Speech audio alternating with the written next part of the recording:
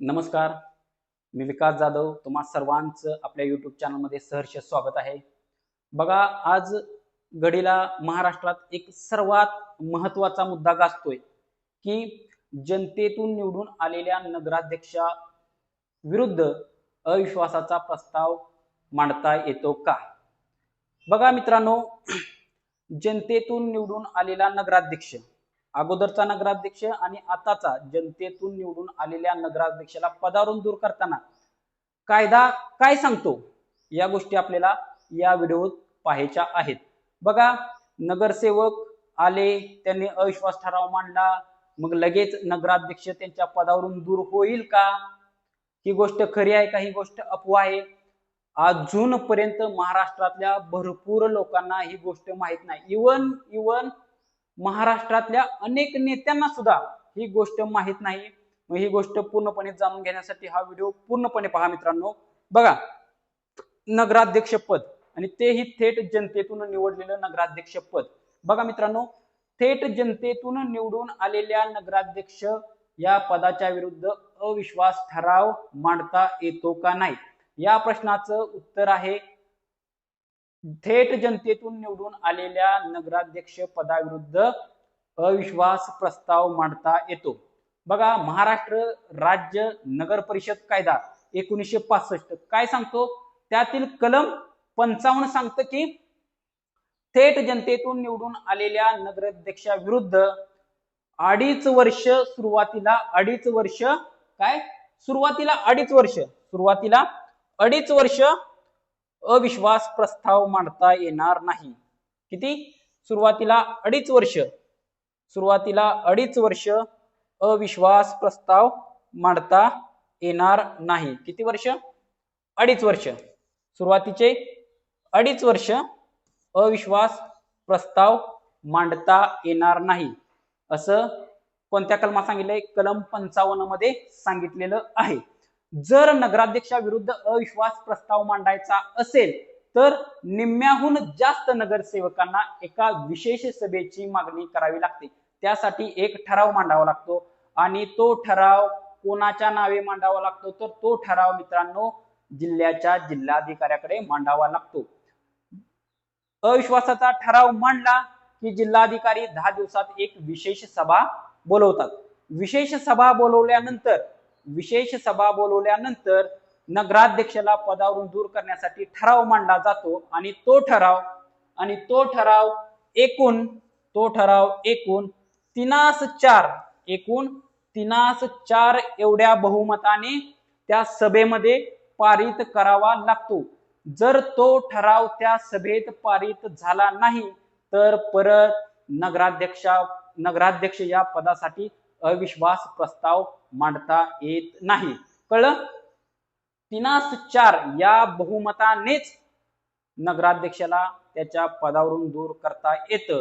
आणि नगराध्यक्षाला पदावरून दूर करण्याची कारण या कायद्यामध्ये सांगितले.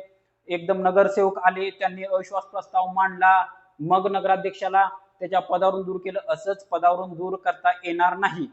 नगराध्यक्षाला पदावरून दूर करण्यासाठी काही कारण सांगितलेले आहेत. ती कारण म्हणजे गैरवर्तवणूक.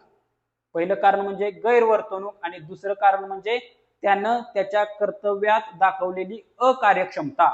या 2 कारणावरून आणि अजून पुढे भरपूर कारण आहेत, जसं की भ्रष्टाचार आहे, बाकीची कारण आहेत.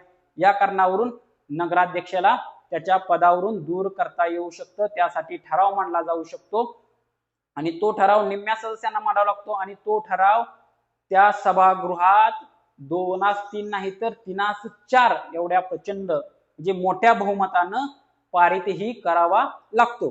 बघा, अजून काही गोष्टी आहेत, त्या काही लोकांच्या मनात प्रश्न आहेत की बाबा, आता काही ठिकाणी काय झाले की अनेक ठिकाणी अशा नगर परिषद आहेत की जिथं नगराध्यक्ष हा वेगळ्या पक्षाचा आहे आणि नगरसेवक हे वेगळ्या पक्षाचे आहेत. मग जिथं जास्त नगरसेवक आहेत ते नगराध्यक्षांना काम वगैरे करू देणार नाहीत, तर असं काही नाही. बघा, नगराध्यक्ष या पदासाठी या कायद्यामध्ये कोणता कायदा? तर महाराष्ट्र राज्य नगर परिषद कायदा 1965 मध्ये विशेष तरतुदी आहेत. त्यामध्ये विशेष आर्थिक तरतुदीही आहेत.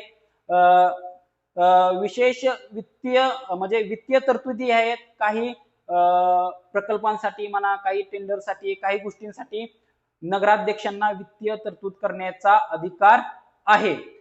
त्यामध्ये तिथले नगरसेवक काहीही करू शकत नाही आणि नगराध्यक्षांचा अधिकार हा अंतिम अधिकार असतो.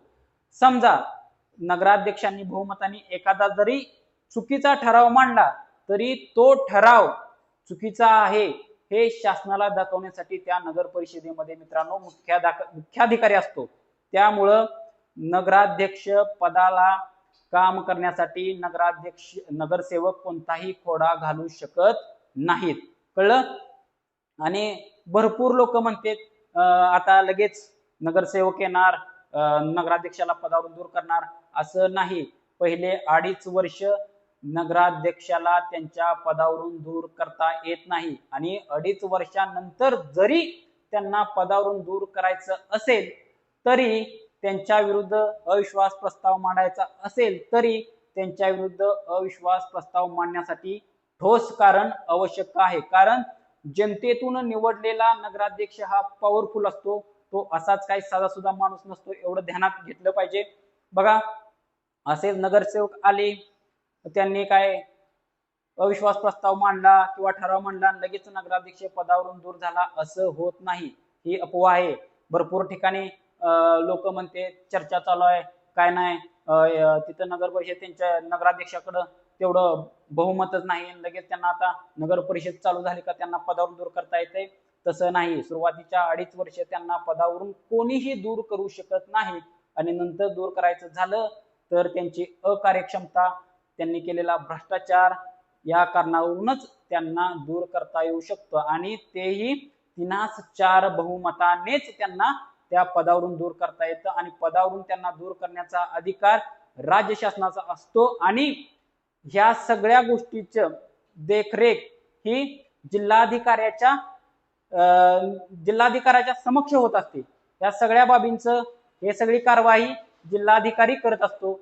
या सगळ्या प्रकरणाची गंभीर दखल जिल्हाधिकारी घेत असतो. त्यामुळं ही एवढी सोपी गोष्ट नाही की नगराध्यक्षाला लगेच त्यांच्या पदावरून दूर करता येते. धन्यवाद. तुम्हाला ही माहिती कशी वाटली? माहिती जर योग्य वाटली तर आपला चॅनल सबस्क्राईब करा.